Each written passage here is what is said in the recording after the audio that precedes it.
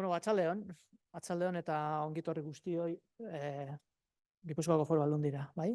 Eraikin honetara eta gaurkoan ikusten duzue, hori da dagoeneko pantailetan agertzen da, adimen artifizialaren erronka, bai?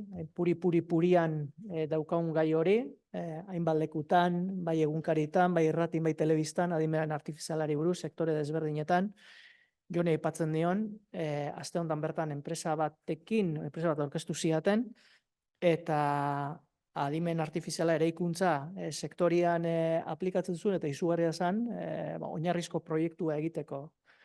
Azken finean, parametroak urbanistikoki exigitzen dian parametroak sartu sisteman, eta gero ez da arkitektura lana egiten zula, oraindik horretara ez iristen, baina bai egiten zitula konfigurazio desberdinak urbanistikoak, zenbat pisu eduki behar zituen, zenbat etxeak zean, zenbat metro karratu zituen terrazak, zenbat logela eduki behar zituen, zenbat bainugela, eta dan automatikoki egiten zuen minutu baten, 40-45 konfigurazio bat zituen, ez?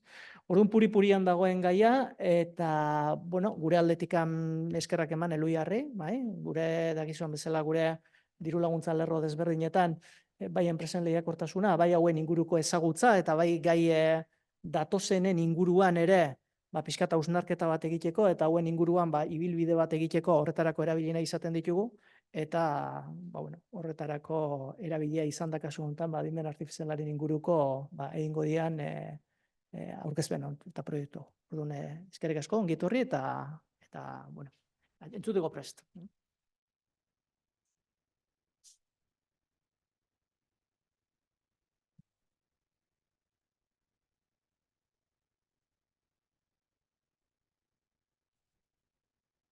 Arratsaldeon eta mila esker Unai eta mila esker Gipuzkoako Foru Aldundiko Ekonomia Sustapen eta Proiektu Estrategitako departamentuari eta lantaldeari gaurko ekitaldi hau antolatzen emandako laguntzagatik. Eta, Unaiek esan duen bezala purian dagoen gai batekin gatoz gaur adimen artifizialak dituen erronkekin. Badira 2 urte Eluiarren orai adimen artifizialeko zentroa sustatu genuela, 20 urte baino gehiagoko ibilbidea egina dugu hizkuntza teknologiaetan eta azkeneko urteotan ere adimen artifizialaren eremuetan.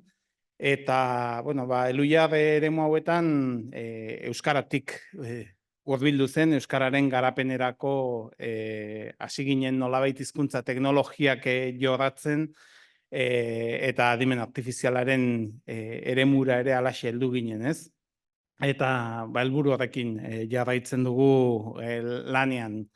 Eta, gainera ez nolanahiko teknologiak garatzeko asmoarekin, nolabait teknologia etikoak eta sozialki arduratsuak ekoizten ditugula esaten dugu, nolabait guztiontzako adimen artifiziala egin nahi dugula, ez? Inor baztertuko ez duena eta gizarte inklusiboagoa egiten lagunduko duena. Konbentzituta gaude teknologiak gizartearen zerbitzura jarri beharra dagola eta ez alderantziz, alegia gizartea teknologiaren menpeko izatea, joera batzuek hala adierazten baldin badute ere, ez? Garai mugituak dira, adimen artifiziala ere egunetik egunera asko aldatzen ari da, gertaera handiak daude tartean, interes handiak ere bai, eta aldi berean ikusten dugu badela garai bat teknologia bereizgarri bat edo desberdin bat egiteko, eta hori aldarrikatu nahi dugu gaur ere bai, ez? Etikoa izango den teknologia bat. Euskararen eta bestelako hizkuntza gutxiagotuen garapenerako tresna izango den teknologia bat. Euskal gizarteari eta komunitateari ekarpena eginen dion teknologia. Pertsonak erdigunean jarriko dituena eta hauen garapenerako edo hauen onurarako garatuko dena. Irisgarritasuna ere bermatuko duena, bai inklusibitate ikuspegi batetik irisgarritasuna, baina baita ere gure hizkuntza eremu digitalean irisgarri izan dadin. Ahalik eta alborapen gutxien izango duen teknologia, genero ikuspegiz landua, gizarte talde guzien errealitateak aintzat hartuko dituena, sortzen duen inpaktu ekologikoaz jabetutakoa, eta inpaktu hori ere gutxitzen behintzat ahalegintzen dena. Pertsonen datuak negozio ereduaren erdigunean ez dituzten teknologiak, eta bertan sortuak eta ekoitziak gure behar eta realitatetara egokituak, eta baita ere tokiko ekonomia sustatzen dutenak, ez? Nire hitzartzau bukatu nahi dut Xabier Saralegi lankidearen hitz batzukin, haunitz gustatu zitzaizkidan eta berari baimenik eskatu gabe, erran diot, laportu dizkiodala hitz batzuk eta alaxe idatzi zen Xabierrek orain berriki iritzi artikulu batean, adimen artifiziala gizarteak garatzeko tresna izatea nahi badugu, ezin dugu onartu alderdi sentikorretan gizatalde jakin batzuen gaineko portaera diskriminatzailea erakusten duen sistemarik. Egoera horietan, alborapenaren arazoari eta diagnostikatuta dauden beste erronka batzuei aurre egitea beharrezkoa izango da. Adimen artifizialaren lasterketan ez dugu bidezidorretatik presaka ibili behar, bidea luzea izanagatik ere. Hobe da ibaia leku seguru batetik zeharkatzea, zubi zintzilikari ahul batetik igarotzea baino. Erronka ederra dugu eta egunero badakigu zer den hori, Eluiarren eta orain eta pasio handiz bizi dugun gaia da eta liluraz ere bai. Eta, hortaz nik baino haunitzez gehiago dakiten izlariak gonbidatu ditugu. Lehendabizikoa atril honetara hurbiltzen Oiane Kantero Dominguez izanen da, gure lankidea, orai adimen artifizialeko zentroko ikertzailea, eta berak adimen artifizialaren isuri kulturaletaz hitz egingo digu. Ondoren, mahai inguru batera, gonbidatu ditugu, Guillermo Roa lankideak moderatuko du, eta bertan izanen dire, Xabier Saralegi, orai adimen artifizialeko zentroko ikertzailea eta testuko arduraduna, Olatz Arbelaitz Gallego, EHUko Informatika Fakultateko irakasle eta ikertzailea eta UEUko kidea, Gorka Julio Hurtado informatikari irakasle kooperatibista eta gizarte ekintzailea, eta Itziar Irigoyen Garbizu, EHUko Informatika Fakultateko irakaslea eta UEUko kidea ere bai. Denoi eskerrak eman nahi dizkiet, eta zuei ere bai hemen Gipuzkoako Foru Aldundiaren egoitzanetara etorri zaretenei, eta etxetik ere konektatuta streaming bidez jarraitzen ari zaretenei. Besterik gabe, Oiane, zurea da hitza, nahi duzunean. Mila esker.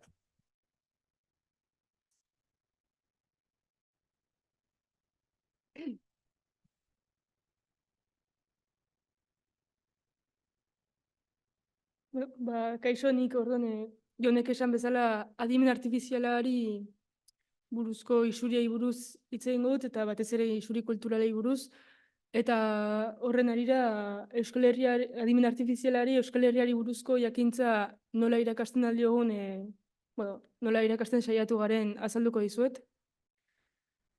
Horretarako lehenengo adimen artifizialai esaten dugunean hizkuntza eredu handietaz ari gara, eta orduan lehenengo hizkuntza eredu handiak zer diren azalduko dizuet. Hizkuntza eredu handiak neurona sare batzuk dira, eta neurona sare horiek milaka testurekin entrenatzen dira, hizkuntza ulertu eta sortzeko gaitasuna lortu arte, eta entrenamendu horri esker neurona sare gero tasa ezberdinak egiteko gai izaten dira, ala nola galetegiak sortu, itzulpen automatikoa egin, dokumentu baten agertzen diren gertaera faktual nagusiak berrikusteko gaitasuna lortzen dute, edo bestela testuen laburpena ere egiteko erabiltzen aldira. Besteak beste, gero hizkuntza ulertu eta sortzeko beharra daukaten ia edozein atazarako ere erabiltzen aldira. Eta hizkuntza eredu horiek nola ikasten dute? Esan bezala milioika testu ematen zaizkie, eta orduan esaldiak osatuz ikasten dute, hurrengo hitza iragarriz. Hortaz, milioika testu erabiltzen dira, eta testu inguru bat emanez, iragarri behar den hurrengo hitza asmatzen entrenatzen dira, eta horrela zeharka hizkuntza ulertzeko eta sortzeko gaitasuna ikasten dute. Horregatik oso garrantzitsua da entrenatzeko erabiltzen diren testuak kalitatezkoak izatea, horrela ereduek hizkuntza egokiago bat sortzen ikasiko dute. Merkatuan hizkuntza eredu pila bat daude, eta bi modutan banatzen aldira, alde batetik libreak eta bestetik pribatuak. Hemen adibide batzuk jarri ditut, eta proiektu honetan eredu pribatu bat erabili da, kasuntan ChatGPT, baina bien arteko ezberdintasun nagusia da eredu libreak alditugula gure datuekin moldatu, eta eredu pribatuak ez. Eredu pribatuak erabiltzen alditugu, baina gero gure datuekin ezin ditugu aldatu. Orduan, datuekin, gure kasuan Euskal Herriko ezagutza txertatzeko eredu libre bat erabili behar izan dugu, eta kasu honetan Llama 2 erabili dugu. Eta esan bezala, gero ikusiko dugu ChatGPT ere erabili izan dugula beste gauza batzuk egiteko.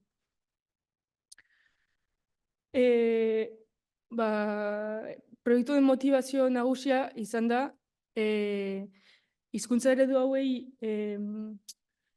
Euskal Herriari buruzko galderak egiten dizkiogunean, adibidez hemen Francoren diktadurari buruzko galdera bat, nola Francoren diktadurak Euskara inpaktatu duen, galdera erantzun egokia hemen izango litzateke de erantzuna, Euskara zapaldua izan zela, baina ikusten dugu Llamak erantzuten duela ofizializatu zutela Euskara. Orduan hemen ikusten da alborapen arazo bat dagoela, eta orduan eredu hauek euskal kultura eta ezagutzara egokitzeko beharra handia dagoela. Hori adibide bat da, beste askoren artean. Gaur egungo errealitatea ere ikusi duzu aurreko adibidea ingelesez zegoela, eta hori baita egin dugu. Ereduak sortzeko datu kopurua ingelesez askoz handiagoa da euskaraz daukaguna baino, erabiltzen direlako interneten dauden datuak, eta orduan inglesezkoak askoz ugariagoak direlako. Orduan inglesezko ereduak ia beti euskarazkoak baino hobeak izango dira. Orduan hor bi aukera dauzkagu. Alde batetik euskaraz dabilen ere hizkuntza eredu bat sortzea, eta bestetik itzulpen automatikoa erabiltzea inglesezko eredu horiek erabilizateko euskarazko datuekin. Orduan, hori da lan honetan erabili dugun hurbilpena, lehenengo hartu ditugu euskarazko datu batzuk, inglesera itzuli ditugu, inglesez ereduak erabili ditugu, eta gero euskarara berriz itzuli ditugu. Hurbilpen honek ala ere arazo bat dauka, eta arazo hori da itzulpen automatikoan kalitate galera bat dagoela hizkuntzan, eta gainera itzulpena bi aldiz egiten denez, horre galera pixka bat dagoela hizkuntzaren kalitatean. Hortaz, proiektu honek bi helburu nagusi zituen, eta ditu, hasiera batean, hizkuntza ereduak automatikoki ebaluatzen dira, eta automatikoki ebaluatzeko barritugu datu sorta batzuk, galdera eta erantzunekin, edo olako motako datuekin, eta Euskal Herriari buruzko ezagutza ebaluatzeko datu sortarik ez zegoen inglesez. Orduan lehenengo helburua izan da horrelako datu sorta bat sortzea Euskal Herriko datu ezagutzari buruz. Eta bigarren helburua izan da hizkuntza eredu horiei Euskal Herriko ezagutza irakastea. Alborapenak kendu ahal izateko. Orduan, orain azalduko dizuet pixkat nola egin dugun Euskal Herriko galderak sortzeko, eta Euskal Herriko galdera horiek gero Euskal Herriko galdera horiekin hizkuntza ereduak ebaluatzeko. Orduan, lehenengo erabaki genuen ezagutza faktual ebaluatzeko galdera erantzun anitzeko galderak egitea, test motakoak, hor agertzen dena bezala. Eta orduan galdera hauek automatikoki sortzea, ez eskuz, eta orduan distraktoreak ere automatikoki sortzea. Distraktoreak izango liratezke hemen galdera baldin bada noiz sortu zen Zarauzko merkatua, erantzun zuzena 1903 da, eta distraktoreak izango liratezke A, C eta D erantzunak. Izango direnak erantzunetik hurbil dauden erantzun faltsuak. Eta gainera, nahi izan ditugu askotariko gaiak tratatu, ez bakarrik lekuei buruzkoak edo pertsonei buruzkoak, pixkat aniztasuna ere, galderen aniztasuna bermatu nahi izan dugu. Orduan, galderak nondik sortu ditugu, Wikipediatik. Lehenengo pausua izan da, Euskal Herriko kategoriari guztiei lotutako artikuluak hartzea, Wikipediako taxonomia erabiliz, Euskal Herriari buruzko artikulu guztiak ateratzeko, eta gero horien artean esanguratsuenak zeintzuk ziren hartu ditugu, eta horretarako egun bisita baino gutxiago dituzten artikuluak eta egunitz baino gutxiagokoak baztertu ditugu, ohartu ginelako artikulu asko zirela adibidez autobidei buruzkoak eta holako gauza ezain relevantei buruzkoak, orduan horiek guztiak kendu ditugu. Eta gero gutxi gora bera 5.000 artikulurekin gelditu ginen, eta gure helburua zen ere sortuko genuen datu sorta orekatu izatea, bai generoan eta probintzien jatorritikan. Orduan, 1.500 artikulu aukeratu ditugu, non 500 diren pertsonak generoetan eta hareien jatorrietan orekatuak, 500 diren atributu geografikoak dituzten lekuak, lekuak edo artikuluak, adibidez herriak, hiriak, portuak eta holako gauzak, eta gero beste 500 dira atributu horiek ez zituzten beste artikulu batzuk, gertakari batzuk edo antzezlan batzuk, liburuak eta arte obrak. Eta hortik orduan, 1.500 artikulu aukeratu ditugu, eta hemen galderak automatikoki sortu ditugu ChatGPT erabiliz, eta Elia ere bai. Orduan, guztia egin dugu euskarazko Wikipediatik abiatuta, hor bai daude Euskal Herriari buruzko ezagutza gehienak, hala ere, inglesezkoan baino. Orduan lehenengo egin duguna izan da artikulu guzti horiek inglesera itzultzea. Ondoren, inglesez itzulita genituen artikulu horiek, ChatGPT bidez, galdetu diogu sortzea artikulu bakoitzerako 4 galdera, bere erantzun zuzena eta 3 distraktorerekin, eta gero eskuzko berrikuspen batekin aukeratu dugu zein den galderarik egokiena. Eta hemengo kasuan adibidez Euskariko errugbi selekzio hartuta, ohartzen gara bigarren galdera, where is the federation based, hor kontesturik gabe ezin dela jakin erantzuna zein den. Ez hizkuntza eredu batek, ez guk, orduan kasu honetan lehenengo galdera hartuko genuke eta ez bigarrena. Eta horrela egin dugu galdera guztiekin.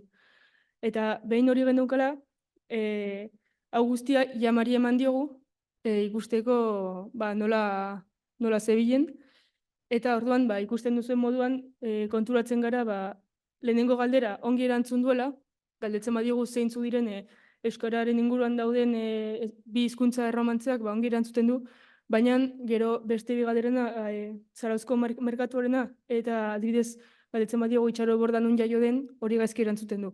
Hortaz hemen ere ohartzen gara arazo bat dagoela, 1.500 galderak egiten badizkiogu, gainera asmatze tasa 17%koa da bakarrik, 17%koa, orduan badakigu gauzak hobetu behar direla. Orduan, nola irakatsi Euskal Herriari buruzko ezagutza hizkuntza ereduei, hortarako 2 teknika erabili ditugu, eta lehenengoa hori da continual pretraining, izango zena gure Euskal Herriari buruzko artikuluak hartzea, eta hizkuntza ereduari ematea artikuluetan dagoen ezagutza ikas dezan. Eta hori eginda, ohartu gara oraindik hasierako galdera egiten badiogu gaizki erantzuten duela, eta asmatze tasa ez dela asko igotzen. Orduan beste teknika bat probatu behar izan dugu. Eta beste teknika hori knowledge editing deitzen izan da. Izango litzatekeena eredu hartzea eta saiatza bilatzen guk txertatu nahi dugun ezagutza zehazki ereduko zen neuronatan kokatu dagoen, eta saiatza neurona horiek aldatzea gure ezagutza txertatu ahal izateko. Eta orduan teknika honekin berriz egin diogu jamari aurreko galdera, eta hemen bai hartu gara ongi erantzuten duna eta emaitzak asko hobetu direla. Asmatze tasa 17%tik 96,44 igo direlako. Orduan teknika honekin ikusi dugu lortu dugula gune genuen ezagutza ereduari txertatzea. Hemen beste taulatxo bat erakutsiko dizuet. Lehenengo zutabean agertzen da gure testean izandako emaitzak, baina hala ere ebaluatu nahi izan dugu ea gure ezagutza txertatzeak ez dituen ereduaren beste gaitasunak eta jakintza aldatu. Eta, hartzen gara, naiz eta gure azken teknikak gure testean emaitza oso onak lortzen dituen, batez ere zientziari buruzko galderak egiten eta ariketa matematikoak proposatzean, kalitatea pixka bat jaisten dela, eta orduan hor galera egon dela, ereduak jakintza edo ezagutza galdu duela, ataz hauetan. Orduan, oraindik ikusten dugu badagoela lana. Eta ondorio bezala, lehenengo ondorio gisa esan daiteke Euskal Herriari buruzko ezagutza ebaluatzeko test bat sortu dugula, eta test hori sortzeko metodologia erdi automatiko bat sortu dugula beste domeinu batera aplikatu daitekena, eta ikusi dugun bezala edizio teknikekin lortu dugula Euskal Herriko ezagutza hizkuntza ereduetan txertatzea, baina hala ere, ikusi da beste atazetan galera dagoela, eta gainera egia da txertatzen den ezagutza oso ezagutza zehatza dela, gure galderei lotutakoa, eta agian ezagutza orokorrago bat, galdera orokorragoak egiten badizkiogu oraindik alborapenak egongo direla seguraski. Orduan oraindik badago zer egitekoa. Eta eskerrik asko hori da niretzako guztia.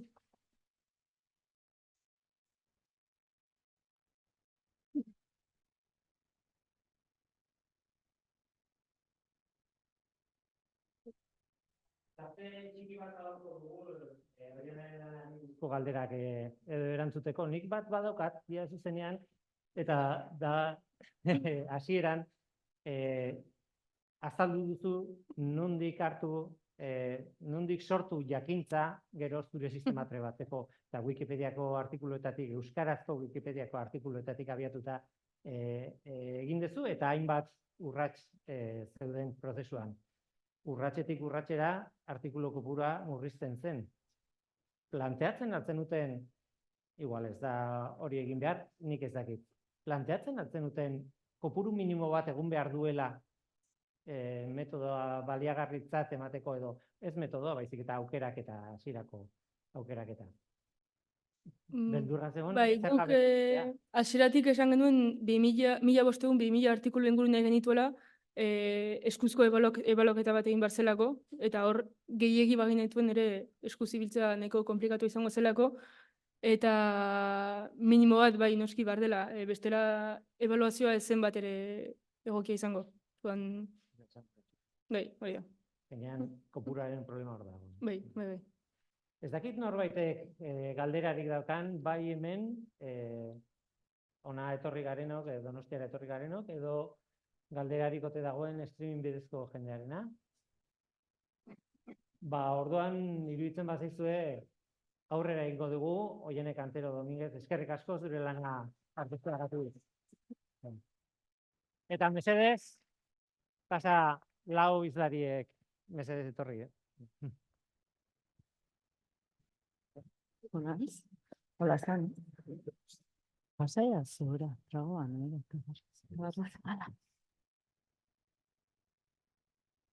Hasi behar dugu orain isuriei edo alborapenei buruzko mahai inguru bat. Esan behar dut guk Elbiarren isuri gisa erabili dugula honetarako. Behar bada ez da matematikoki edo informatikoki oso egokia, informatikoki, estatistikan eta esaten zenidaten askoz termino egokiagoa da alborapenita. Nolanahi ere, ideia isuri, alborapen, azkenean gauza bera adierazten dute, eta da, sistemak berak sortzen dituen arazoak, orain kontatuko dugu zergatik, eta ea irtenbide dagoen, eta zer egin daiteken horrekin guztiakin. Baina, saiatuko gara, mendik aurrera alborapenitza erabiltzen, zuek erabiltzen duzuelako alborapenitza batez ere. Gainera hori ederki komunikatu diazu eta eskertzen duzu. Pila bat. Tira, Ni Guillermo Roa naiz, Elhuyarreko langilea eta divulgatzailea, Euskal Herratian eramaten dut Norteko Ferrokarrila izeneko irratsaioa, eta Norteko Ferrokarrilan ja dira urteak, ez dakit zenbat urte dira, 6 bat nola izango dira, edo 7, adimen artifizialari buruzko atal bat egiten dugula espreski. Ja gara hartan sentsazioa geneukalako horrelako iraultza bat gertatzen ari zela administrazioaren bidetik edo, ez? Oraindik ez zegoen chat GPT-rik eta ez zegoen evidentziarik nolabait iraultza horrena, baina gauza gertatzen ari ziren. Momentu batetik aurrera chat GPT iritsi zen eta gizartea, bueno, ez dakit esan jabetu zela iraultzaz. Hori gehiegi esatea da behar bada, ez? Egongo ziren gizartean jende oso ezberdin asko. Dira, gaur horregatik gaude hemen. Kezkatuta gaudelako alde batetik teknologia komatzen artean berri batek ekarri ditzaken edo sor ditzaken alborapenak, eta esan duguna, baliatu behar delako nolabait teknologia berria egin nahi duguna egiteko, eta Jonek esaten zuen bidetik, ez dugula mende egon behar, eta teknologia izan behar duela gure aldeko tresna.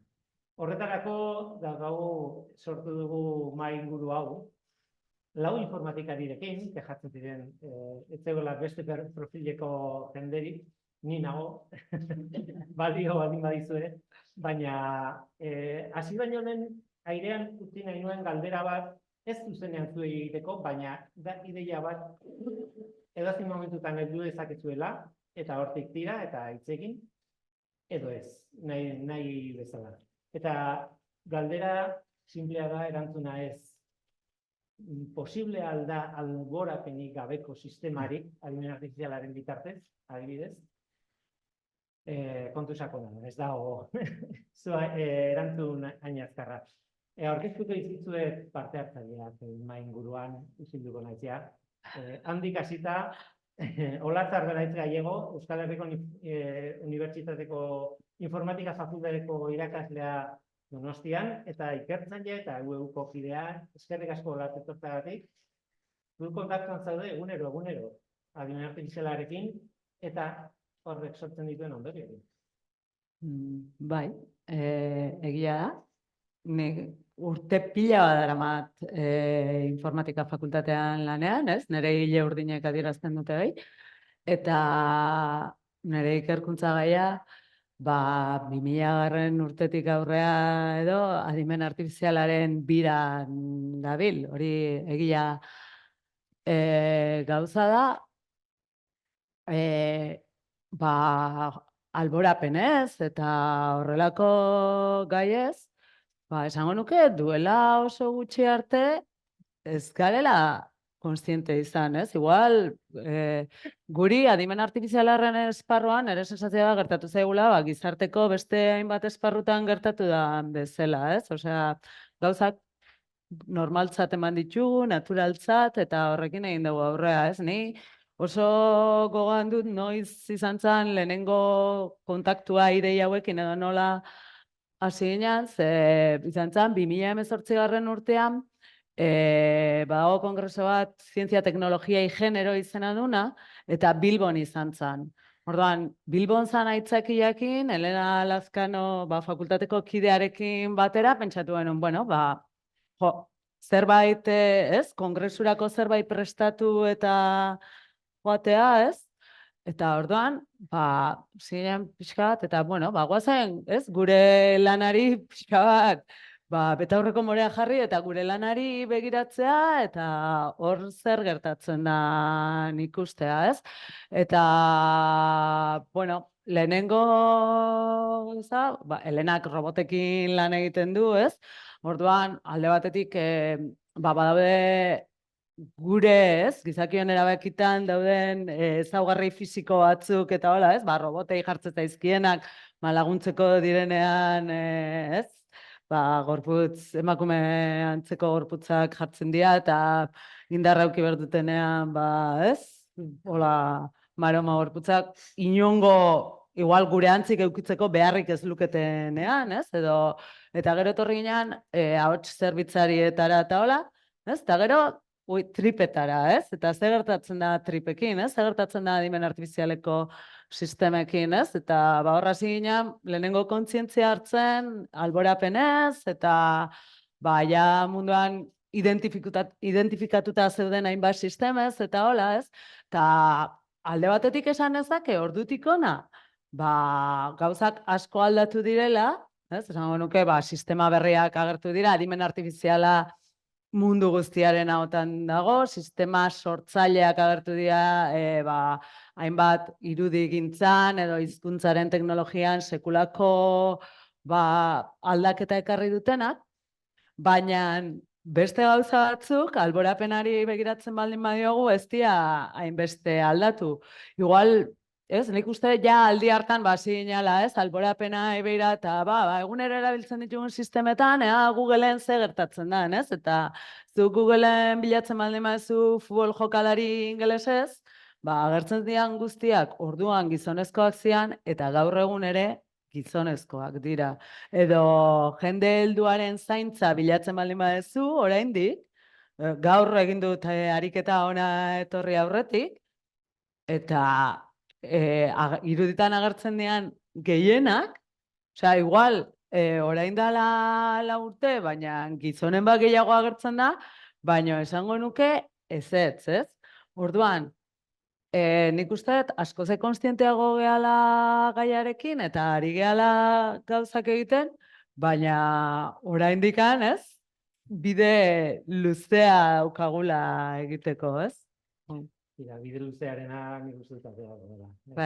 Baina. Gure hurrengo partaidea Xeber Alegi Urizar da, orain adimen artifizialeko zentroko ikertzailea da, eta zuek ere ez bakarrik adimen artifizialarekin kontaktua, zuek zuzenean teknikoki ere kontaktua izan duzue, alborapenen aurreko teknologia garatzen edo, hori arazo horri nola buelta eman?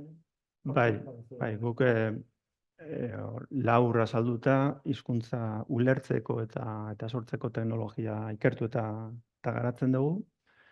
Eta alborapen mota guztietatik guk arreta jartzen dugu alborapen sozialean. Alborapen soziala gizarte talde batzuekiko portaera baztertzaile gisa bat ulertuta. Eta esan beharra dago hori konstante bat izan dela, alborapen soziala konstante bat izan dela gizakion historioan, eta noski berrikuntza teknologikoko prozesuetan, eta gaur egun adimen artifiziala da eremu teknologikoaren alor esanguratsuena, eta iraultzaileena, eta emateko hori, iraultza bat ekartzen ari dana, eta iraultza honetan, aurreko berrikuntza prozesuetan gertatu zen bezala, alborapen sozialaren arazoarekin topatzen ari dira. Baina ez da problema bat adimen artifizialarekin etorri dana. Eta kontua da, azken finean, berrikuntza prozesu guztietan alderdi negatiboak azaleratzen dira. Eta nire ustez problemaz da olakoak agertzea. Problema da alderdi negatibo horiek ez detektatzea, eta batez ere, behin detektautakoan garaiz ez heltzea edo. Eta nik uste ez gaudela egoera horretan, ni baikorra naiz, nik uste alborapenaren arazoari garrantzia ematen ari zaiola, eta esfortzu handiari dela bideratzen, arazoari buruz hausnartzea, irtenbidea planteatzea, eta horren frogetakoa da, areto honetan nahi izaten nahi. Zora esaldia. Ni baikorra naiz. Ondo dago, baikorra izatea. Gure 3. partaidea mainguru honetan, Itziar Irigoyen Garbizu, Euskal Herriko Unibertsitateko baita informatikaria, irakaslea, ikertzailea eta UEUko kidea zu ere bazara. Eta ezagutu ginenean, ni erreportaje bat egiten nahi nintzen, eta kontatzen zenidan gradu berri bat antolatzen ari zinetela momentu hartan, hurrengo kursoan ja adimen artifizialari buruzkoa, ez ja informatika, adimen artifiziala. Eta gaur etorri zara eta esan diazu 4 urte pasa direla dagoeneko. Eta bide luzea egin duzue, beraz, Bai. asko ikasi duzue bidean. Bueno, luzia edo, bueno, hasten egia, bai, baina egia da denbora azkar juten da, eta, bueno, orduan adimen artifizialeko gradua martxan jarri genuen, lehenengoa, esango dugu Euskal Herriko Unibertsitatean, eta ia estatuan ebai, eta geroztikan, aurtengo kursu bukeran, eta aterako da lehenengo promozioa. Orduan 41 ikaslekin, eta, bueno, urtero matrikula betetzen da, eta, bueno, horregia, poliki.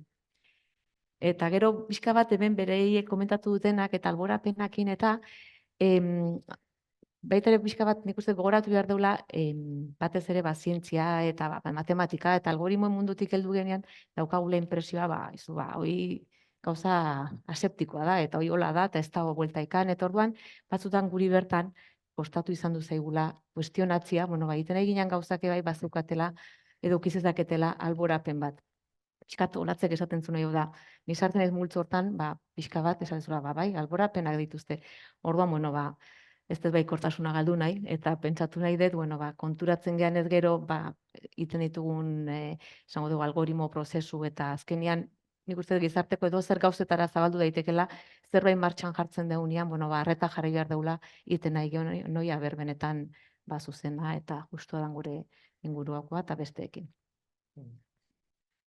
Tira, aurkeztuko dut gure azkeneko partaidea, banan goaz, gero gure arteko elkarrizketa sortu daiteke arazorik gabe. Gure azkeneko partaidea da Gorka Julio Hurtado, informatikaria baita ere, irakaslea, kooperatibista eta gizarte ekintzailea, eta horrek esan nahi du informatika gune gogorrean daramazula, baina hortik kanporako ikuspuntua landu duzula asko. Bai, saiatuko naiz gaina, nik impostore pixkat papelarekin edo informatikaren alor horretatik pixkat iesi egin, zer hemen baditugu, ez? Jakintza metatu asko dago, eta orduan egingo dut inkursio txiki bat batzutan filosofiara, beste batzutan etikara, ahaztu gabe hori informatika, ez? Eta plan horretatik hitz egin nahi dut ere, eta kezkatzen hau bereziki alborapenen, sesgoen, isurien, gai honek, baina asko azpimarra hemen jartzen delako maiz, eta uste dut beste zerbait salto bat behar dugula, eta puntu bat begirada bat behar dugula botere harremanen ingurukoa. Hau da, sesgoak ikusten hasten gara, botere harremanak edo sortzailea den adimen artifizialak bereziki lan batzuk ukitzen dituelako eta ez ordurako lanak baizik, eta batzutan ere, inkluso, lan nolabait ezagutza maila altuko lanak ukitzen hasten denean, eta horrelakoak. Eta gainea, gaitasun handiko gizarteetan ematen da ikerketa eta garapena. Baina, sesgoak, alborapenak agertzen dira nun, eta baztertuen ertzetan dagoen edo nolabaiteko subalternidade bat bizi duten eragile, gizarte kapa, klase eta barretan. Eta ez da kasualitatea. Hau da, botere harremanen ondorio bat da adimen artifiziala bera, eta hori zalantzan jartzen ez dugun bitartean ez da egongo adimen artifizial sanorik. Hau da, esan nahi dudana da, ertzetan dauden jende hori, subalternidade horiek, egon barko luketela, erabakitzen adimen artifizialan nola izan parte. Edo behintzat, sesgo edo alborapen horiek beraiek mugatzen. Eta ez orain bezala, adibidez, kasuistika handia dago, eta azkenekoa izan da Amazonena, Amazoneko dena, eta nola erortzen diren horrelako lan batzuk eskulan merkeenean, eta gainera, nolako prekaridade mailetan, justo subalterno horiek egon barko luketenean, adimen artifizial horiek, alborapen horiek baditu, horiek ikuskatzen, begiratzen, eta gainera zaintzen, behintzat zuzentzen, ez badaude adimen artifiziala egiten. Ideia... Potolua, bai. Erikita dago... Ni erabat bat nator Gorkakin, ze guk uste falta handia daukagula itzearrek aipatu dugu buru matematikoa daukagu eta ni justu orain beste gauza batzu bati behiratzen egon naiz, eta badaude dagoeneko ekimenak, bai Harvarden, ikusi dut Toronton ere badagola, ez? Informatikako ikasketetan, etika eta filosofia txertatzen dutenak, ez? Badaude proiektu batzuk, justu bai adimen artifizialaren testu inguruan eta baita beste, teknologiaren sorkuntzaren testu inguruan, ez? Azkenean sortzen dugun zabor guztia edo gastatzen dugun energia guztia guztionatzeko moduan, ez? Eta hauek egiten dutena da, filosofiako doktore gaiak eta joaten dira eskoletara, ez? Azkenean galderak planteatzeko, eta Gorkak arrazoi oso dauka, guk esaten dugu, detektatzen ditugula alborapenak, eta justutasuna bilatu dezakegu guri bururatzen zaizkigun, esparru txiki hoietan, edo kasuistika hoietan, baina benetan ez gaude ohituta galdera horiek sortzea, eta benetan beharrezkoa da gizarteko talde guztiak, egotea galdera sistema horien egokitasunari buruzko galderak sortzen, sikiera, ez? Ez dakit egiten, baina behintzat galderak sortzen eta aztertzen zer neurritan funtzionatzen duten ondo edo ez? Eta horrekin bai igual pixka gogoratzen zaitez, batzutan moin dela ez beste olako lan batien irakurrita baita ere, adimen artifiziala bera ez dela neutru, azkenean helburua beti da gehiago, produzio gehiago, orduan, hortara bideratzen baldin badegu, eta hori nahi baldin badegu, eta nahiz eta hori igual alborapenik gabein edo gutxikinin, bazuk esaten zenun batzuk, karrera hortan geldituko dira kanpoan, ez? Eta hor adibide oso gertu badaukagu, euskera hizkuntza txikia da, eta nola ikusten dugun, ze zaila dan, hor mantentzia, ez? Pixka bat bai gogoeta hori, ez? Pixkatari hortatik antotzen zait. Bai, nik esango nuke adimen artifizialeko sistema mota batzuetan alborapena zuzentzea kontzeptualki zentzuzkoa dela eta teknikoki nahiko bideragarria dela. Tasa simpleak automatizatzea dituzten sistemei buruz ari naiz. Tasa simpleak egiten dituzte sistemei buruz. Atasak nun zuzendu beharreko alborapena nabarmena begistakoa. Adibidez, diagnostiko medikoak egiten dituen sistema batek, talde etniko batekin okerrago funtzionatzea, beltzekin adibidez. Edo aseguruen arriskua estimatzen duen sistema batek, ijituak izateagatik, arrisku maila handiagoak aurreikustea. Olako sistemetan, begibistakoa da zuzendu beharreko alborapena, eta nik uste teknikoki nahiko bideragarria dela. Bestalde, atasa konplexuak automatizatzen, egiten dituzten sistemetan, zenbait prozesu edo gaitasun kognitibo automatizatzen dituztenak, adimen artifizial sortzaileko sistemak adibidez. Hor, azken finean, alborapen soziala, arrazonamendu etiko eta balio moralen islada da. Eta onargarria dana eta ez dana bereizten duen marra oso lauzua da. Eta kontua da hori, munduan edo gizartean arrazonamendu aniztasuna dagoela, ez? Arrazonamendu etiko eta balio moralei dagokionez. Eta nik uste hizkuntza, adimen artifizialeko sistemetan, ereduetan aniztasun hori onartu behar degula, hildo diferentutako egunkariak onartzen ditugun bezala. Hala ere nik uste muga batzuk jarri behar diala. Niretzako bi muga jarri behar dira, bata, adimen artifizialeko ereduetan edo sistemetan pentsamendu bakarra hegemoniko bat nagusitzea saihestea, eta bestea nabarmen kaltegarriak edo txarra dian alborapenak zuzentzeko bete beharra ezartzea. Baina nik uste kasu batzutan marra oso lausoa dela eta horrela jokatu beharko dugula. Nik kezka puntu bat daukat, adimen artifizial sortzaileai ematen zaion sinesgarritasunak. Ez? Nonbait entzuna du Nikola, sistema hauek ona direla gaian aditu den norbaitentzat. Alegia, ni gaian aditu baldin naiz eta eskatzen baldin badiot olako sistema bati, zerbait sortzeko gaiari buruz, gai naiz, ebaluatzeko, ez? Itzultzen diana, egiazkoa dan, edo ez? Eta igual, erabilera hortan ere, nahi dut esan, azken finean, iraultza badia sistema hauek, ez? Sistema sortzailea dira, baina ezin dugu ahaztu, hasteko ez dute ulertzen, ez dute, ez? Hemen, ulertu behar da hizkuntza hoianek esan du, ez dute ulertzen.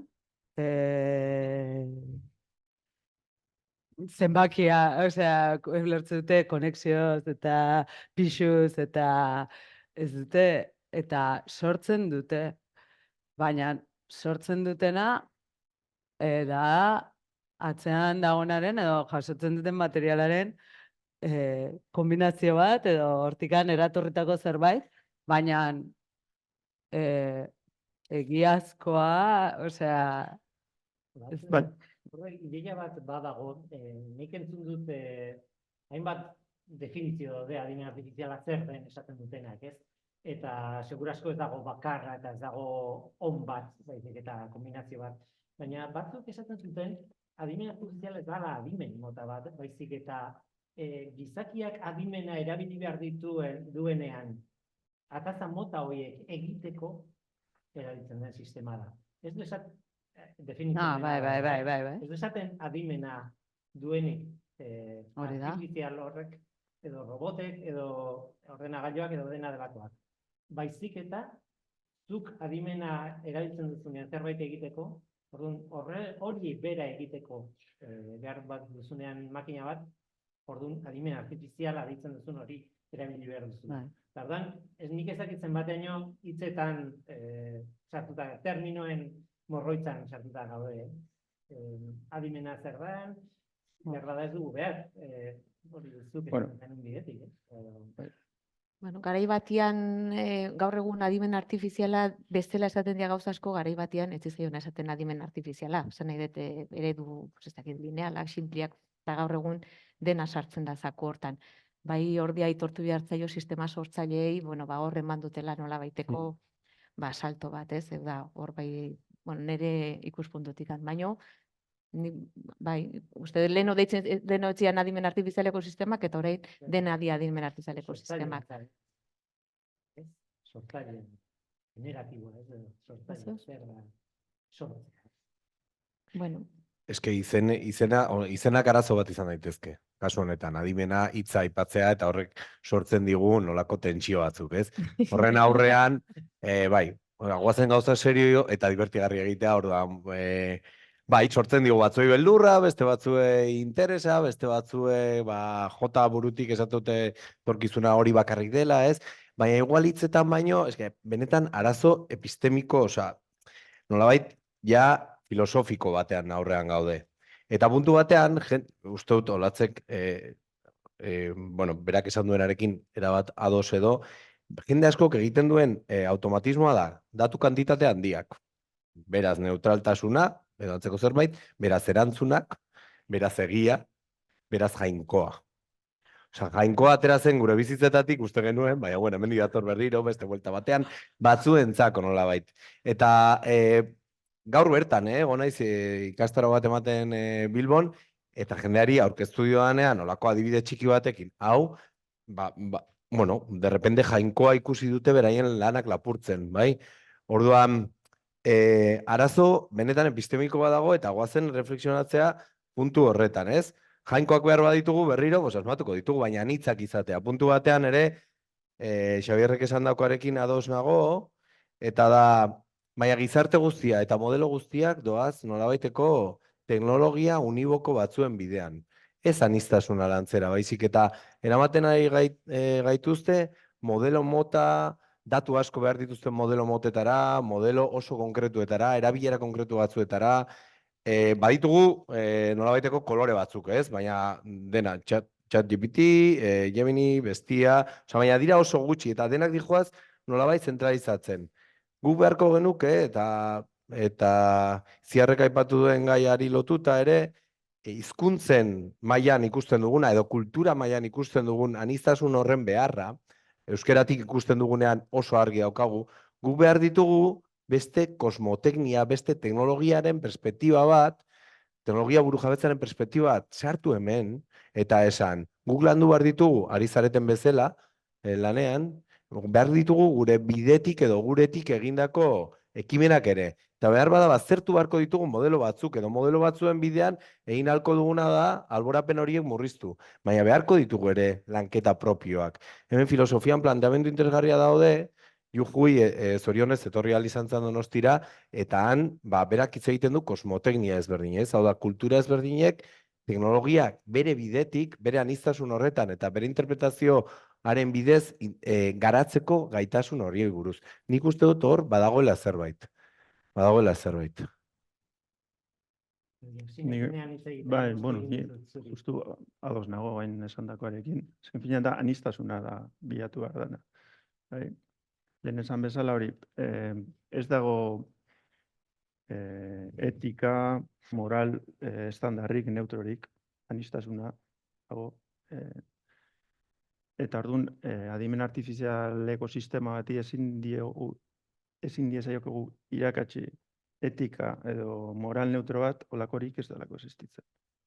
Orduan, sortuko dian eredu konplexu guztiak izango dute nolabaiteko alborapena. Orduan, zein da soluzioa, aniztasuna, ez dago besterik. Erantzun dut, nire galdera, nire hasierako galderari. Alborapenak onartu da.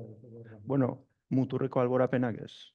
Ikustet hori kasu guztietan debekatu edo bai zuzendu behar diala. Baina bestela, franja lausoan hor ja aniztasuna. Eremu lausoan aniztasuna, ez dago besterik. Planteatu behar nizuen, eta alborapen hitza da gure abiapuntua, eta gainera hainbat esparrutan ederki analizatu dituzue egia esan alborapenak. Litekna da sistemak, adimen artifizialeko sistema batek amplifikatzea alborapen hori. Bai, eta adibideak nik uste asko diala horrenak, ez da? Hau da, zerbait nolabait guk iten duguna, bazuk esan dezuna, igual, etnia jakin batekin edo denalakoa modu batek jokatzen dugu, eta sistemari automatikoki erabakiak hartzen uzten badiogu, sistematikoki etnia hortako kideak kaltetuak atako dira, eta, bueno, en fin, horren inguruan uste dut, adibide asko, eta horiak emango dituzte. Komenia gorraztea jendeari, gaur egungo sistemak datuetatik abiatuta sortzen dut, adibidetatik, sistemak edo algoritmoak ikasten du tarea bat egiten, batzitako adibideak edo adibide multzo bat aztertuz. Eta inferitzen daia, bueno, modelo bat, ez? Karo, datuetan baldin badago alborapena, algoritmoak ikasiko duen modeloak, alborapen hori ere ikasiko du, kasu gehienetan. Bai? Eta algoritmoak ere amplifikatu ezake datuetan dagoen alborapena. Eta hori ikusi da, adibidez, itzulpen automatikoan, ikusi da genero alborapena amplifikatu daitekela, ikasketa prozesuan, eta irudienez ailkapenean ere bai, genero alborapena. Eta kasu gehiago ongo dira. Baina bai, algoritmoak berak amplifikatu dezake datuetan dagoen alborapena, eta ikasketa prozesuan erabilitako arkitektura neuronalak ere bai, arkitektura neuronal bat. Erabiltzen baldin bada. Hainbat faktorek amplifikatu dezakete datuetan dagoen alborapena, eta egia esan horri buruzko ikerkuntza askorik ez dago. Ni bili naiz begira eta ez dago askorik. eta denboran, eta okerragoa dena. Olako alborapen batzuk, nola, adimen artifiziala iragana da. Iragan fosilizatu bat, ez? Hartzen dugu, datuetan oinarritua, eta proiektatzen dugu beste leku batera. Aurreikusiz horrek asmatuko duela. Baina hori benetan egiten denean, hau da, denboran, adibidezuk sortzen duzu algoritmo bat, aurreikusi behar duena, ez? Zen olako delituak egingo diren ez dakiz ez zonaldean.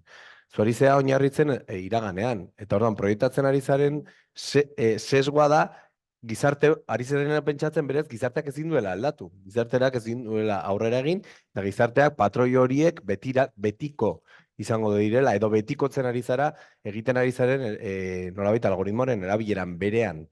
Orduan, denboran ere eragiten ari zara.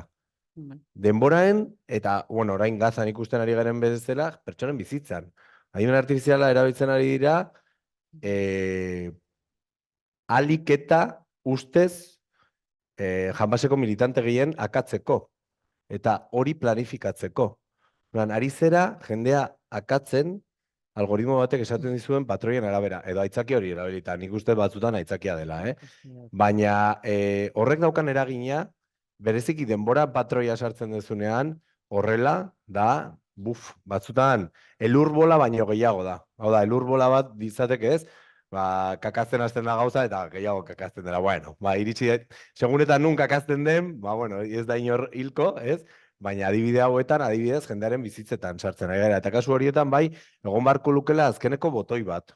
Nolabait, bai osasungintzan, bai era horretako erabakiak hartu behar dituzten algoritmoetan, botoi hitza erabili dut, baina da, botoi metaforiko bat, egon behar du gizakien nolabaiteko kontrol maila altu bat, eta ja, gauza automatikoetatik edo patroi automatikoez arago.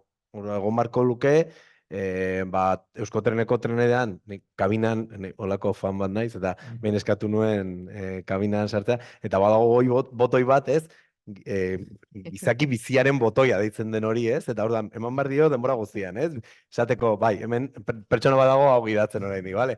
Horrelako zerbait beharko, genuke kasu batzuetan, nik ez esaten beti, baina kasu batzuetan bai. Nik guztiz ados nago, azken makinetan ezin dugu utzi azkenean erabaki importantea dianean eta guztiz Nik ados uste nago. dut hori olako gauzak jasotzen dira gainea, ez? Osea, adibidez Espainia 2021 argitaratu zen eskubide digitalen karta, ez?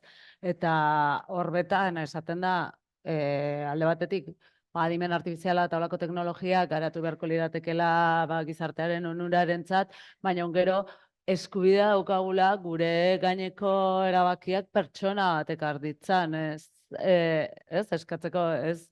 Bai zaleike berdintzai prestamo bat ematen didaten edo ez erabakitzeko dan, osasungintzako diagnosi baten kasuan dan, edo nire gaineko eskubideak eta pertsona azkenean, ez? Nik eskubidea daukat eskatzeko pertsona batek arditzan. Gauza da hori eskubidea digitalen karta adibidez, ez dala arautzailea horrek ez dula inor ezertara derrigortzen eta gero hemen agertu da bezala askotan kontroleko sistemak direla edo agintean dauden sistemak direla horrelako sistemak erabiltzen dituztenak, ez? Eta adibide pila daude Gorkaik aipatu duen hildotik, leno aipatu duen hildotik, ez? Azkenean sistema horien alborapenak gehien pairatzen dituzten gizarte multzoak direla, azkenean maila bajuenetan daudenak eta txiroenak eta marginatuenak direnak. Azken finean, esan dugun bezala, datuetan oinarritzen denez dena, historia, ez? Naiz eta guk gizarte bezala aurreratu, ez? Datuak historikoak dira. Orduan, lehenoko joerak perpetuatzen dira, horrekin lotuta bizkaz guren zenuna ez, eskubidea, azkenean erabakia pertsonatek hartzeko, orain bai adimen artifizialean badator adimen artifizial esplenible, azalpenetan oinarritu da, kutxa beltz hortatik haratago, nolabait erabiltzaileai ulertu arazi, zertan nahi izan hartzen, zertan oinarrituta hartzen izan erabaki horiek, eta orduan horrek pixka bidea iriki dezake, alborapen horiek neurri batian, pixka bat gutxitzeko, edo, bueno, en fin, ireki behar dialako bide berriak. Lehen aipatu da hori. Adimen artifizialeko sistemak iraganeko datuekin entrenatzen diala, eta datu horietan egon daiteken alborapena ere ikasten dela. Nik egin nahi nuke ñabardura bat, gaur egungo hizkuntza eredu neuronal handiak, edo ChatGPT, Llama, eta holakoetan, bai egiten da lehenengo entrenamendu handi bat, hori datu bilduma handi batetik abiatuta, bai. Ja, gero bukaeran, badago beste entrenamendu fase bat bukaeran, sesgoak eta alborapenak eta holako alderdi gaiztoak edo zuzentzeko, bai. Eta hori egiten pertsonak dituzte. Pertsonak aztertzen dituzte sistemaren emaitzak, eta holako gauzak anotatzen dituzte nolabait. Bai, alborapenak eta holako gauzak, noski. Pertsona horiek jarraitzen dituzte jarraibide batzuk. Enpresa jarritakoak. Baina da paradoja bat. Alborapena zuzentzeko alborapena erabiliko dago. Eta egia da. Nolanahi ere, hain aldakorra, teknikoki hain aldakorra den alderdi honetan, adimen artifiziala oso aldakorra da. ChatGPT aipatu dugu eta izan bat aldiz. ChatGPT berez egiten duena da, ez esaldi bat, ideia bat pentsatu eta horri dagokion esaldi bat jarri, baizik eta esaldi bakoitzaren hitza berria bilatu. Teknikoki hori egiten dugu. Litekena da, ez dakit, nik oso eroso esaten dut, baina litekena da zuek informatikariek asmatzea modu bat beste paradigma tekniko batetik abiatuta, horixe, lehenengo ideia bat prestatu eta gero esaldia sortu. Horrelako, igual ez, horrelakorik sortuko balitz, inflexio puntu bat egongo litzateke. Adimen artifizialean, orokorrean, chatbotetan, eta behar bada, alborapenetan. Behar bada berriak sortuko lirateke, berriak, ez dakit, ez? Arazoa ez da simplea, baina esan nahi dut, oso azkar aurreratzen baldin bada, adimen artifizialaren zientzia, eztabaidatzen ari garen hau zaharkituta gelditu daiteke bapatean? Edo ez? Ez. Alborapenaren... Alborapena beste bat izango da, baina esan nahi dut, hain kezkatuta gaude, hau gertatzen delako, beste hau gertatzen delako, bapatean sistema aldatzen da, eta alborapenak beste nunbaitetik batean. Hori zen nire galdera.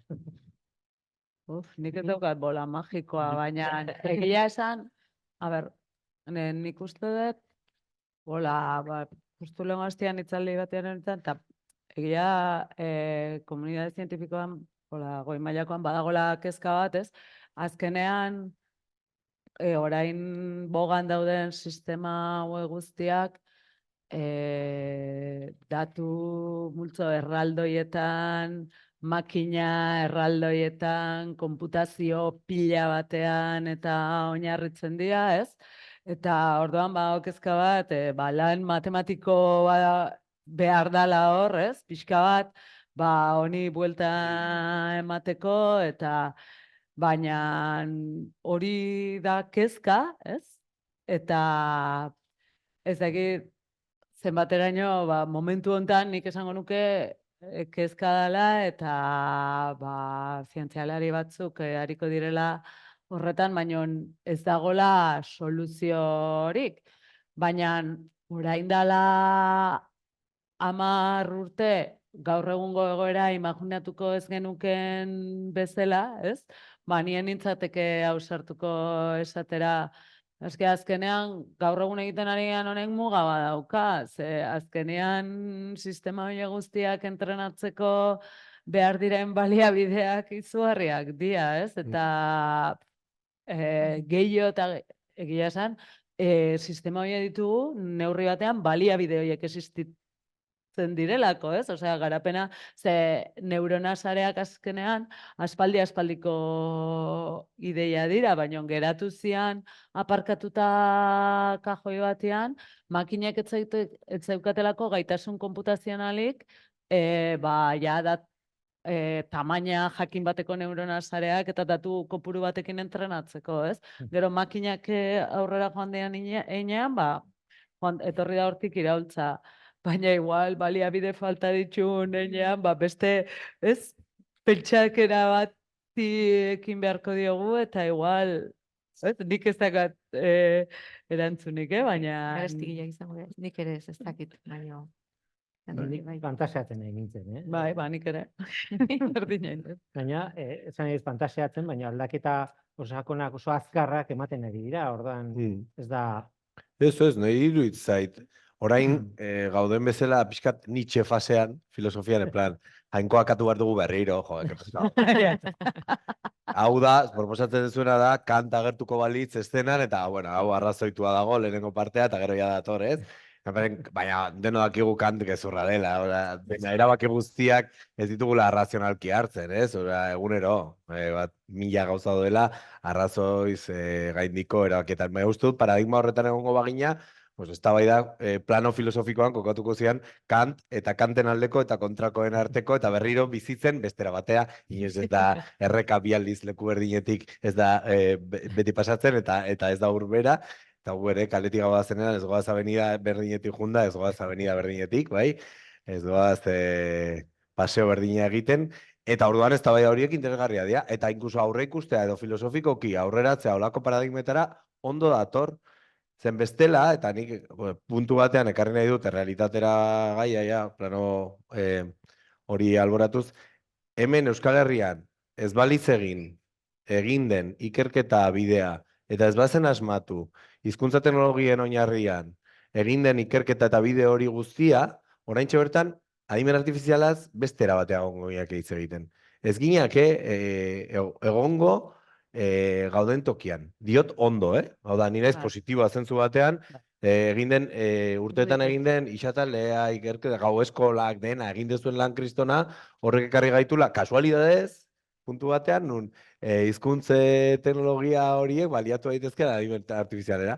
Eta hori izan da, puntu batean, igual, kasualidadea, baina kasualidade gutxitan txinisten dut, puntu batean kausalidadea, hau da, behar konkretu batetik abitu ginen, dala bestela euskera ez da egongo interneten, eta bukatu dugu, adimen artifizialan, puntero edo maila batekin, espero gabeko maila batekin, nik uste bidea oso asmatu zela, eta bide hori jarraitu behar dela, eta puntu batean horregatik ni naiz, markatu gehiazu, optimista puntu honetan, pentsatzen dudalako, bereziki modelo irekiak daudelako, modelo irekiak egongoz balira, ere, beste toki batean egongo gineke. Egongo ginateke, hauek, handi hauek, esaten dutenari bakarrik.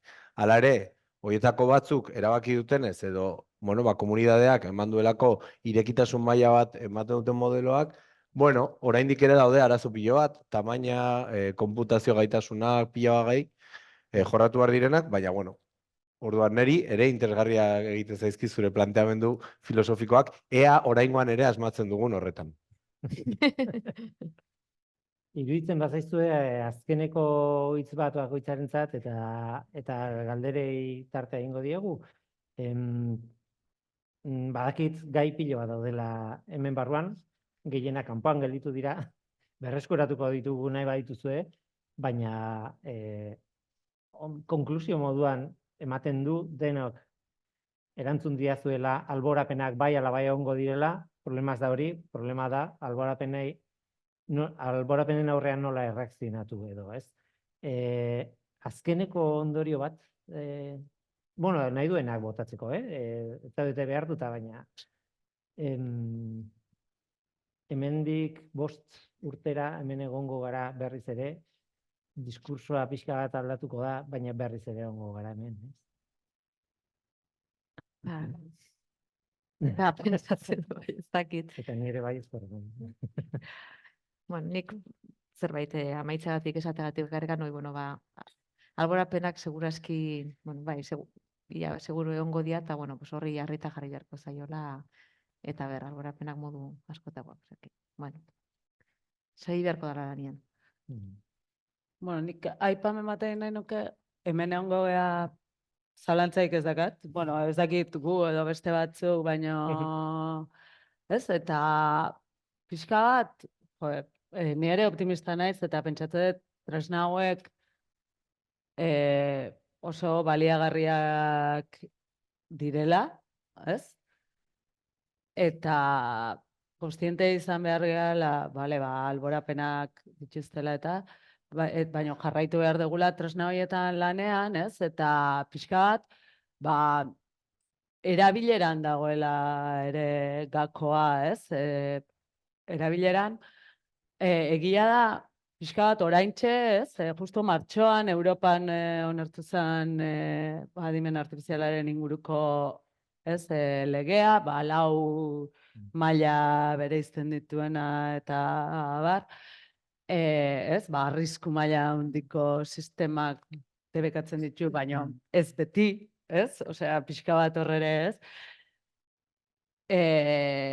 Kezka bagor, hori mugatzailea izango tedan, edo ez? Baina nik uste dut, erabilera zentzuzkoa eta arauzkoa izan, ez? Arautua izan behar dela, ez? Aurrera, azken finean, hori, aipatu dugu urte askotan egon dira sistema hauek, baina orain toki guztitan daude, ez? Eta arazoa hortik dator, ez? Toki guztitan egotetik eta ematen zaien erabileratik, ez? Orduan pixka bat, filosofia etika kontzientziakin lotuz, ez? Erabilera horretan ere egin beharko dugula lan edo, ez? Erabilera zuzen horretan. Bueno, ni hola esateko, Uste dut, Europak hartu duen bide hori, erregulazioarena, gehiago da erregulazioarena eta ia bakarrik. Puntu batean dago, netzako ambizio falta bat dago. Osea, Txina, Estatu Batuak ari dira garapena egiten, eta Europa aldiz, ambizio falta bat, eta hemen lokalki ere bai. Nik uste, eta dauzkagun potentzialidadeak, nik aipatu dituanak, edo, zentroa bera, edo, bueno, dauden esperientzia, eta hemen ezagutza badago, nahi, ambizio puntu bat, eta ja, materiala, esan nahi, goazen jartzea, hemen badago jakintza metatu bat, goazen jartzea baliabide batzuk honetan, eta uste, ambizio horri eutxi bartzaiola. Zen, kondizio egokiak uste badaudela, gaitasuna dago, eta ez gerala, Europatik etorriko da regulazio edo marko horiek respetatzeko beharra, ondo. Baina hortaz gain ere, zerbait esan beharko dugu, eta bilatu beharko dira aliantza posibleak, bilatu beharko dira zenekin egiten dugu, ze bakarrik ere ezin da, lagunekin bai. Ze eredu motetan zentratuko dugu ikerketa, zen igual eredu handi horiek erabakitzen badugu guztiz ez digutela balio, garatu beharko ditugu propioak, inkluso lokalean exekutatzen diren ereduetan ingenezake azpimarra, edo bilatu nitxo bat zerbait, baina zerbait hori, pentsatu eta materializatu. Hori da, nik urrengo 5 urtetan galdetzen diazunean eta gerra ez badator, eta gerra etortzea ez dugu nahi, bai, pentsatuko nuke hori materializatzen, eta ze bide, ze lekutan jarriko ditugu indarrak, hori pentsatzen. Tira, nik proposatzen dut, galderarik balego hemen, zuen txanda ere izan daitekela.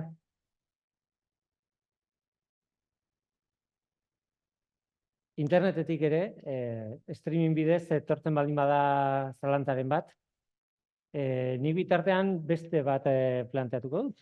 Badaukagu galdera bat. Arratsaldeon, entzuten zait? Bai. Aipatu dezute alborapenen gaiarekin, adimen artifizialak alborapen horietako batzuk amplifikatu egin ditzakela. Galdetu nahiko nuke justu kontrako adibiderik ezagutzen ote dugun. Hau da, adimen artifizialak noizbait balio izan du alborapenen batzuk lehuntzeko adibiderik badago halako zerbaitena? Bueno, nik ez dut aurkitu olako adibiderik, baina bai uste dut bidea dagola. Nahi dut esan, erabili litekela horretarako, ja ez dakit eredu sortzailetan eta ez dakit, nik ez dut hizkuntza teknologietan lan egiten eta eredu sortzaileekin ere, lan gutxi momentu enten osasun arloan egiten lan adimen artifizialakin eta beti datu gutxikin, orduan beste mota batetako ereduekin eta baina nik bai ikusten dut beste, azken finean, normalean, eredu sortzaileetatik aparte, ez, leheno hemen aipatu da, adimen artifizialeko sistemak, ez, erabiltzen direla, ataza konkretu bat ikasi, ez, eta gero, datu berrien aurrean, ataza hori burutzeko, ez. Eta,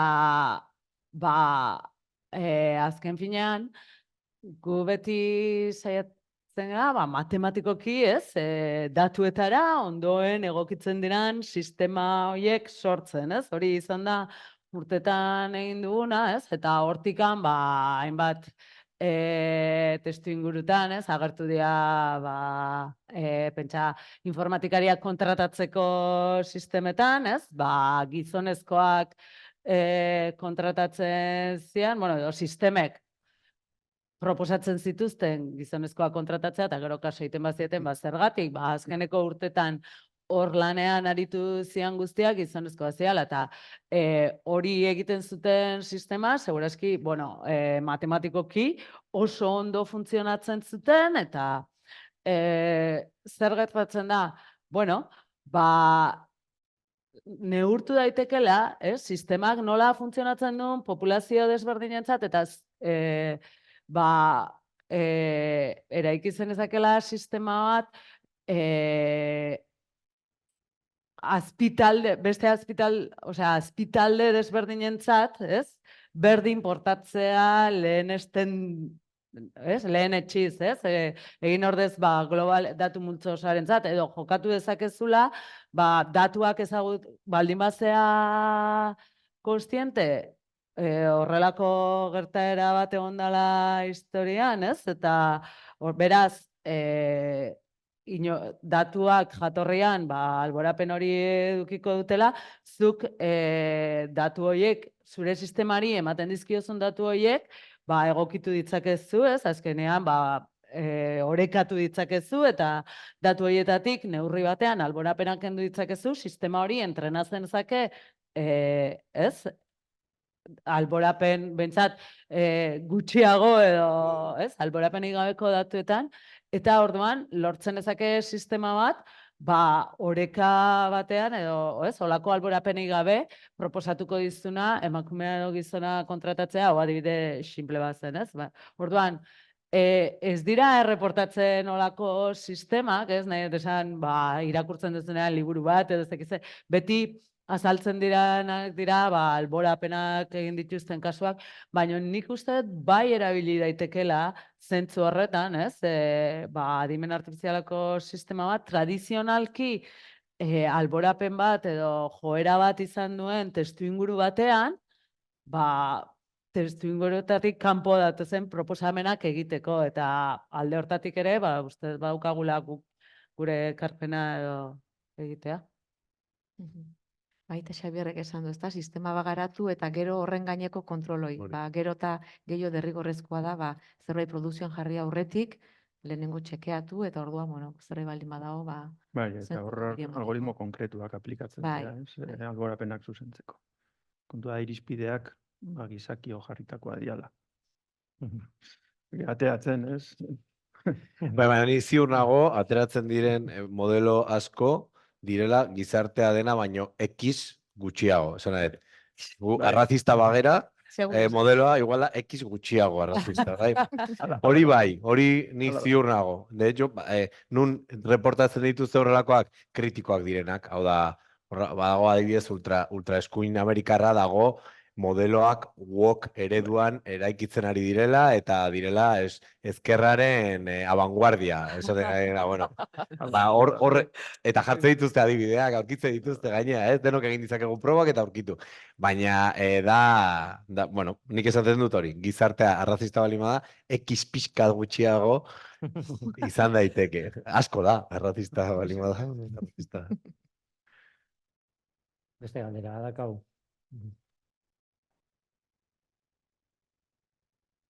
Piztuta da. Atzaldeon, placer bat zuek entzutia. Nik hauteskunde giroko galdera bat, bai? Datorren gobernu berriaren aholkulari bezala, adimen artifizialaren garapen egoki bateako ze neurri edo proposamen konkretu proposatzen duzu. Bakoitzak pixkat bere arlotik.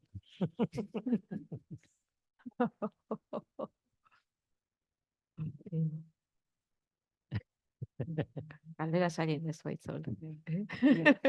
Ni ez dago. Ez dakit, ze Adimen artifiziala esartzeko administrazioan edo adimen artifizialaren garapena sustatzeko. Hemen kontu pila bat aipatu dituzu. Bai. Pixkat, adimen artifizialaren garapen egoki baterako, zeuki berran kontutan, orduan, pixkat horra begira. Adimen artifizialeko plan batean, bai, plan egoki batean, zen neurri edo proposamen txertatuko zen dituzketen.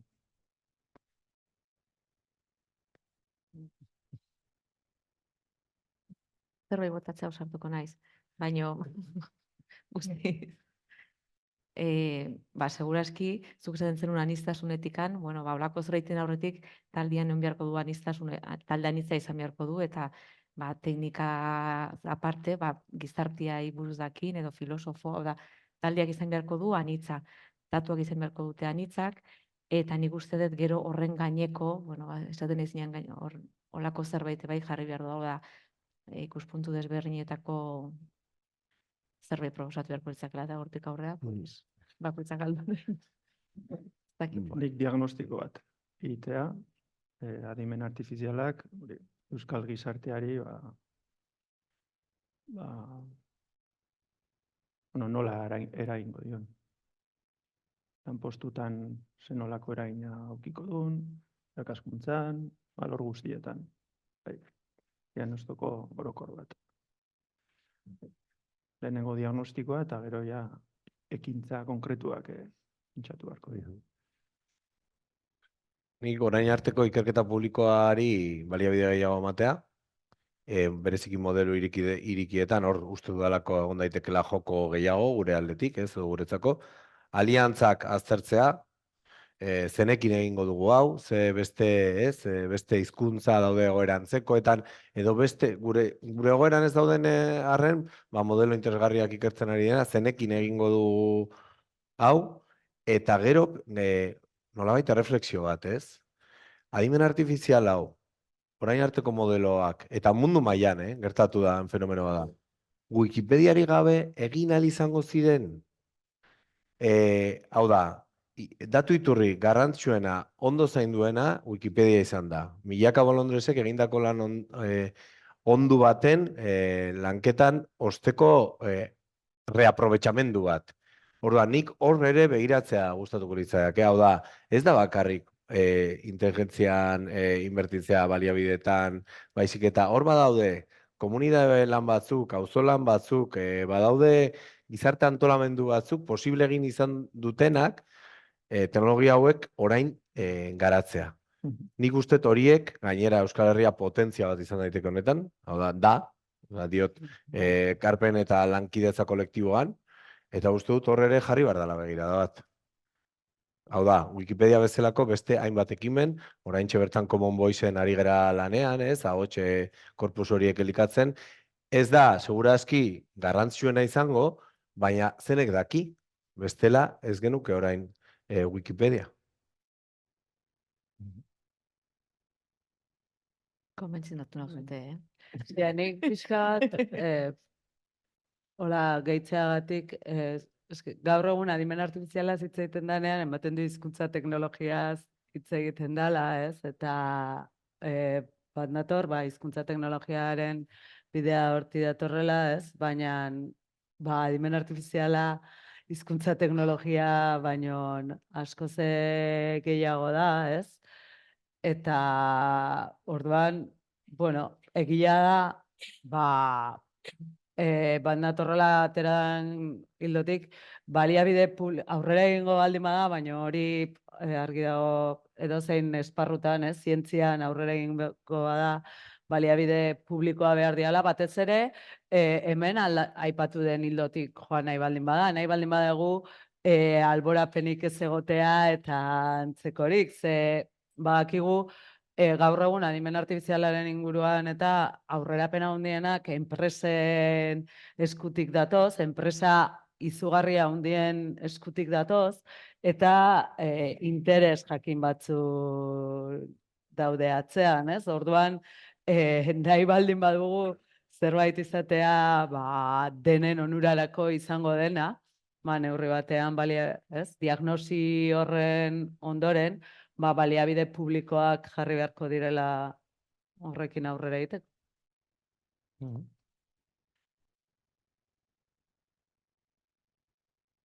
Kaixo. Pentsatzen duzuetako, gehienok ikastetxetako irakaslekin eta egongo zaretela. Eta, nik ze aholku, zer erantzuten diezu ez, beldurrak ere irakasleen artean egongo dira, ez? Igual batzutan ez jakintasuna, edo mesfidantza, edo dana dalakoa, ez? Edo inkluso gazteek batzutan gaitasun gehiago ukitza irakasleek baino, ez dakit pentsa irakaslei ze mezu, ez?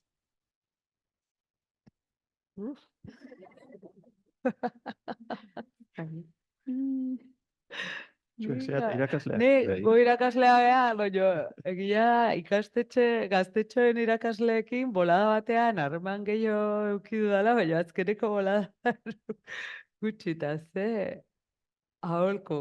Egia dena beti daukagu, zerbait berrien aurrean beti beldurra eukitzen dugu, ez? Baina nik aholku bat emango nieke, ordenadore gutxiago erabiltzeko klasean hasteko. Orduan, claro, hori da nire aholku pertsonala, ez? Pantailatik haratago bizitza badagola, ez? Orduan, claro, ez dakit adimen artifizialarekin oso bat datorren, ez? Baina, gero, esango nieke, adituek esaten dutela, momentu hontan tresna sortzaileak onak direla gaian aditua denantzat. Orduan, ez dakit.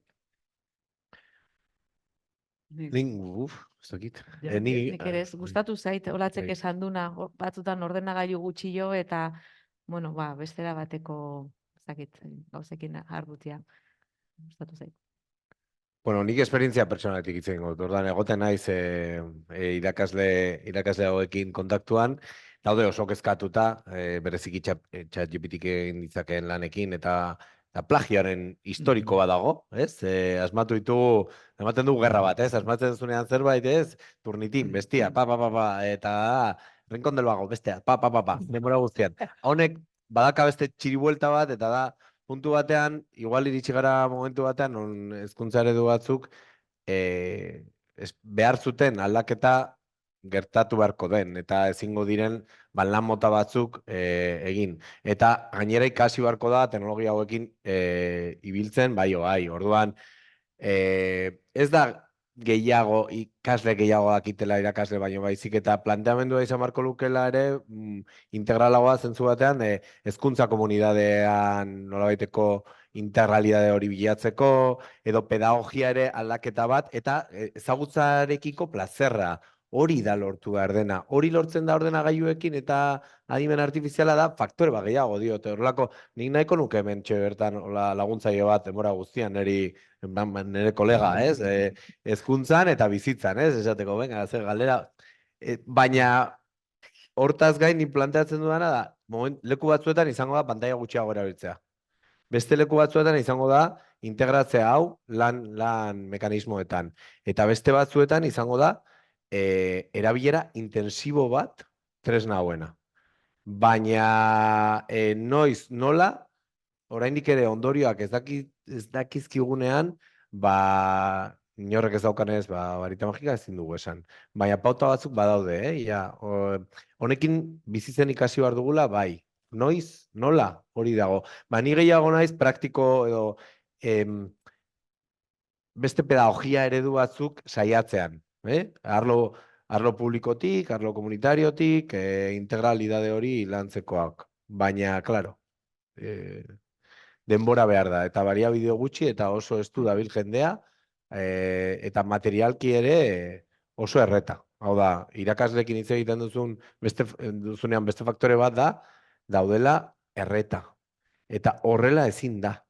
Horrela ezin da planteatu aldaketa bat denbora gutxi daukazunean. Ezin duzu birpentsatu pedagogia bat. Ez daudenean limitera.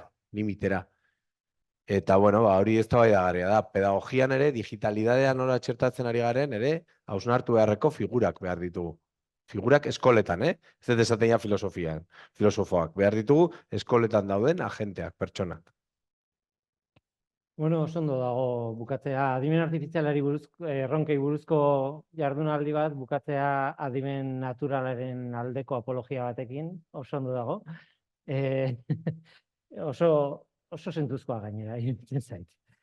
Tira, bukatu baino lehen, eta nik ahaztu baino lehen, hemen zaudeten noi eskatu behar dizuet, ateatzean sinatu dezazuen hor dauden paper batzuetan eskatu jare esateko, mesedez ez ahaztu, asistentzia sinatzea. Eta gainera hor daukazue, adimen artifizialaren gaia ere tratatzen duen Luiar aldizkariko zenbaki bat, nahi duenarentzat har dezala eta bueno, hor ere badago irakurgaia eta badago zer nondik sortu gogoeta bat. Tira, horixe, bukatzeko garaia iritsi da.